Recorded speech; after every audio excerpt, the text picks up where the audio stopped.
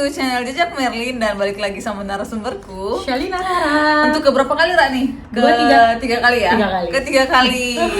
Kalau kalian belum nonton video kita, silahkan nonton. Waktu itu kita sharing soal apa ya, Ray? Gue kerja sebagai au pair. Au pair. Terus yang kedua masalah gampang susahnya nyari kerjaan kalau kamu pakai jilbab. Nah, hari ini kita bakalan membahas soal childcare secara tuntas tas berdasarkan narasumber yang belajar sendiri ya. Yep. So ya, let's start.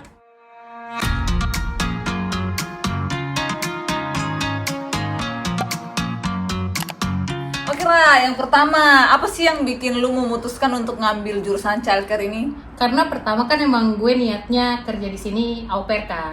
Terus dari awal pun gue kerja ke sini, gue minta izin sama nyokap gue dan keluarga gue mau ke Australia karena gue mau childcare ini.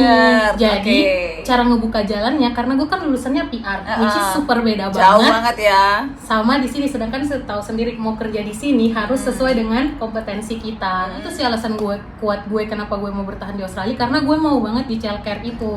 Karena emang gue suka anak-anaknya. Ya emang ada jalan untuk kalau misalnya gue nggak tahu gue pengen stay di sini, ada banget nih jalannya untuk di childcare ini kayak gitu. Jadi memang passionnya Rara ini di childcare ya. Jadi dari awal WHV pun dia udah planning emang nanti setelah WHV mau lanjut childcare. Student childcare, iya emang udah gue planningin sih. Wait, kayaknya belum tentu semuanya ngerti ya childcare itu apa ya. Boleh jelasin nggak sih childcare itu apa sih, jurusan seperti apa sih? Nah, childcare itu kayak praskul lagi. Jadi di sini dari 6 bulan sampai lo 5 tahun lo tuh bisa masuk childcare karena emang banyak orang tua di sini tuh kerja. Jadi childcare itu tuh penitipan anak dari umur 6 bulan sampai lo 5 tahun. Mungkin kalau di Indonesia kayak playgroup gitu ya? Lebih kayak playgroup bener-bener, tapi basicnya childcare yang gue pelajarin di sini tuh bener-bener play through learning. Jadi belajar dari bermain. Kayak gitu. Jadi benar-benar nggak ada peraturan yang kayak kalau di Indonesia nih yang gue lihat, kayak di Indonesia lo masuk TK lo harus bisa baca, lo bisa tahu warna, tahu alfabet. No, di sini kita tuh udah dikasih tahu, mereka cuma tahu main. Mereka kalau mau kenal warna, mereka harus kenal warna itu dari bermain itu. Nah, itu ya masalah childcare. Nah, sekarang kita mau tanya, gimana sih cara kurikulum belajarmu di TEF itu kayak apa sih? Ada perbedaan nggak sama yang di Indonesia? Oh, beda banget sih, parah. Kalau di Indonesia tuh dosen lebih kasih teori kan. Teorinya ini. Sedangkan di TEF ini tuh bukan teori sih, dia lebih kayak sharing knowledge. Kayak lebih tanya jawab sih, lebih sharing. Jadi satu kelas lo sharing apa yang lo tahu tentang itu, dia tahu. Kayak orang bilang lo lulus diploma di sini kepake kerja, ya bener sesuai kemampuan ya. Sesuai banget sama kemampuannya. Bener. Soalnya kalau sepengalamanku pun kalau misalnya di sini tuh mereka dosennya tuh bukan yang kayak ngasih menjelaskan kebanyakan, tapi justru kita yang berdiskusi dari diskusi ya, open discussion class sih. Benar. Jadi beda banget ya. Dan kalau di sini tuh kayaknya lebih mandiri ya, lebih mandiri sih. Dibilang dosennya nagih-nagih tugas. Oh ya, ngomong soal tugas, banyak nggak sih tugasnya? TEF tuh bener-bener se-strict itu. Kamu baru masuk udah dikasih tahu, kamu bakal ada 10 tugas dengan deadline segini gini. Jadi emang tugasnya bukan dibilang banyak sih, tapi kalau misalnya kamu manajemen waktunya bagus, pasti bisa. Tapi kalau kamu manajemennya jelek ya pasti bakal keteter. Kalau berarti jadwal kuliahnya itu gimana sih? Ada 3 kali seminggu atau gimana? Ada prakteknya atau gimana? Kalau international student di TEF itu kita jadi ada 2 extra class, namanya tutorial class, which is itu 5 jam yang di break 1-3, 1-2 jam. Selebihnya ya kayak kelas normal. Tapi TEF itu ngasih kamu kayak 3 hari kuliah ketemu dosen, terus 2 hari itu ada yang namanya self-learning ya. Jadi kamu memang harus belajar sendiri. Berarti kalau childcare itu ada di kelas terus ya? Atau ada yang maksudnya kalian datang praktek di childcare sendiri? Nah, kalau di sistemnya atau TEF, mereka di tiap semester ada namanya vacation placement. Ada placement. Jadi kalau semester, ini kan ngomongnya semester 1 ya. Di semester 1 ada 60 hour, kita harus kerja as student, which is nggak dibayar. Itu 60 hour, di semester 2 80 hour. Itu sebagai salah satu syarat untuk lulus dari Kalau sekarang gue masih ambil sertifikat 3. Jadi kalau mau lulus sertifikat 3, aku harus ke placement 8 tambah 6 berapa tuh? 140. Iya, 140 jam. Iya. Jadi nah selain itu juga emang karena ini basicnya benar-benar based on life experience. Jadi bahkan TEF itu kita pernah punya satu hari kita dikasih real baby. Oh iya, aku pernah lihat tuh share di story tuh ya, ceritain ntar dong aku bakal kirimin fotonya. Jadi emang ada satu bayi yang pakai sistem komputer, nanti tuh bakalnya ada 4 bayi. Ada satu bayi yang dia lagi diare, ada satu bayi yang anteng, ada satu bayi yang nangis terus, ada satu bayi yang suka cari perhatian. Jadi emang kayak ada komputernya gitu. Bahkan kepalanya goyang sedikit, itu tuh bakal ada error karena emang kita kan bakal megang bayi. Benar. Dan bayi kan kepalanya sangat lembek. Jadi emang sensitif gitu loh. Jadi dia ada chipnya gitu. Kalau dia nangis ada chip di kepala, di leher, di punggung sama di hips pantat lah ya, di pantatnya kayak gitu. Bener-bener real baby yang kayak, dan dia tuh ada di dalam kelas kita. Jadi kayak bener-bener dari pagi nih, dari kita mulai kelas sampai kita pulang si bayinya tuh sama kita. Dan bener-bener kayak gimana sih lo punya bayi lagi belajar nangis, dosennya tuh jadi bayinya tuh kalau nangisnya ada ada 3 tipe nangis yang cuma mau dipuk-puk doang, nangis yang karena mau ganti diaper dan kita harus ganti diaper, atau nangis karena dia butuh susu. Dan waktu itu gue lagi dapet bayi yang super anteng. Dan itu terakhir ada hasilnya, kayak misalnya kayak kemarin gue lumayan sih dapat 89%, karena 11%-nya lagi kelas telat ganti pampersnya, dan itu ada tulisannya late to change diaper. Jadi bener-bener mereka dikasih kesempatan untuk praktek gimana sih rasanya punya baby sehari gitu ya. Karena kan pada real kehidupan nanti setelah masuk dunia kerja bakalan bisa error karena manusia kan. Karena manusia. Dan yang aku suka dari TEF tuh mereka tuh bener-bener ngasih contoh real case gitu loh. Jadi ketika di dunia nyata pun ya kita harus siap. Bahkan kayak dosenku kemarin harusnya sebelum ada corona ini kan kita harusnya sekarang going ke childcare kan, kita tuh bahkan dikasih tahu kalau anak-anak di sini kutuan juga guys. Sumpah, anak-anak di sini kutuan, dan itu menjadi big concern nih kita. Oh really? Iya, dia ngomong ketika kalian datang 2 minggu full ini jangan sekali cuci rambut kalian karena kutu itu suka sama rambut yang bersih. Kita sampai dikasih tahu kayak gitu karena benar-benar seril itu mereka. Really? Aku sampai kita dijelasin bahwa caranya ngilangin kutu pakai deterjen, terus taruh di rambut kamu, terus di grab pakai deterjen cuma dikasih air dikit, terus kamu grab pakai wet towel, ntar kutunya bakal hilang sendiri. Terus setelah itu diturunin kayak gini untuk ngilangin lice-nya. Setelah itu cuci pakai minyak kelapa untuk menghilangin lice-nya lagi, terus cuci bersih.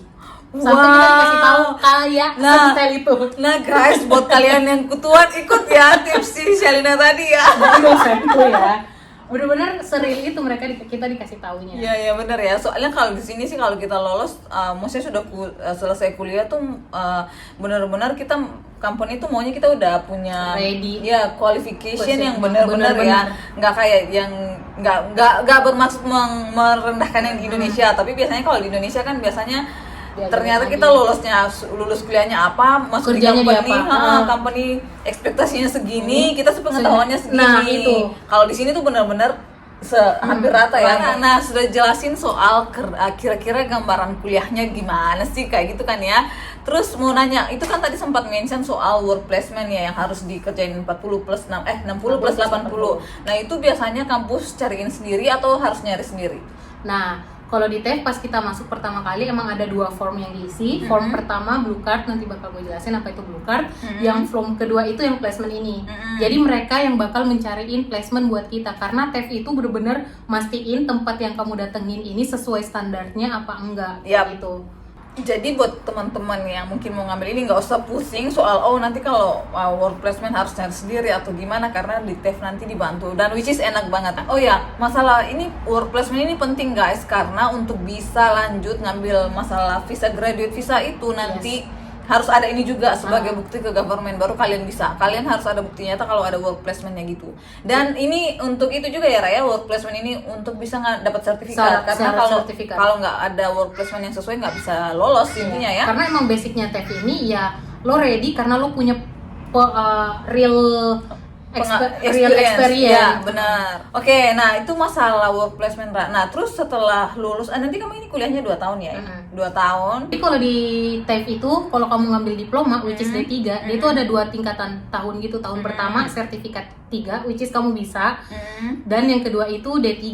D3 ya? Tapi kalau sertifikat 3 itu kamu nggak bisa ngambil graduate visa. Jadi harus ngambil sertifikat V dan diploma ya. Iya. Kayak gitu guys. Nah, untuk bisa di work placement ini ada gimana caranya? Ada syarat-syarat yang harus dipenuhi atau gimana? Kalau kamu kerja di childcare ini, lo harus punya blue card. Jadi blue card itu kayak kartu yang menjelaskan bahwa lo aman untuk kerja sama anak-anak. Kayak surat yang menyatakan bahwa lo bener-bener jauh dari bahaya atau lo bukan harm or you're not dangerous for working with them. Ya, ini khusus untuk kids ya. Kalau Ya, pokoknya buat bukan hanya di childcare sih, kalau kerja di sekolah pun yang berhubungan sama ada anak-anak ini penting banget. Jadi kalau kalian yang bukan student pun kalau WHV kalau mau kerja yang sama ada anak-anak, related sama anak-anak harus punya ini blue sih. card. Ya penting sih. Ini caranya dapatnya gimana sih? Harus Jadi- apply online atau gimana?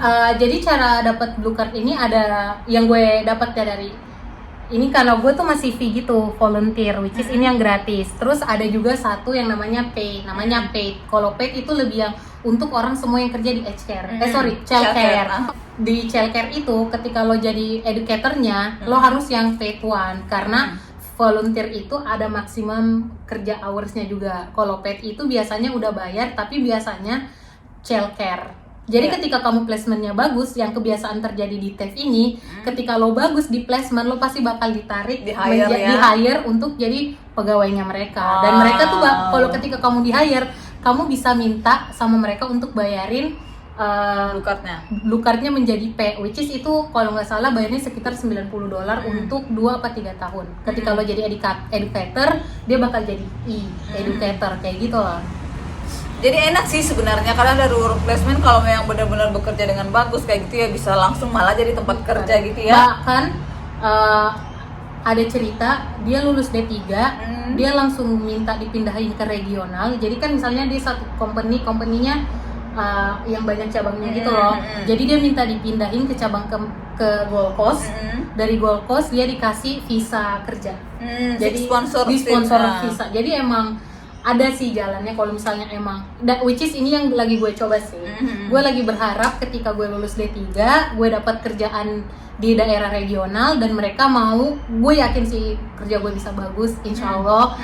Gue bisa dapat sponsor kerja dari mereka. Ya benar-benar. Jadi ini bisa jadi salah satu pathway juga ya untuk PR ya. Atau kalau misalnya kalian mau tinggal lebih lama bisa dapat visa kerja gitu ya.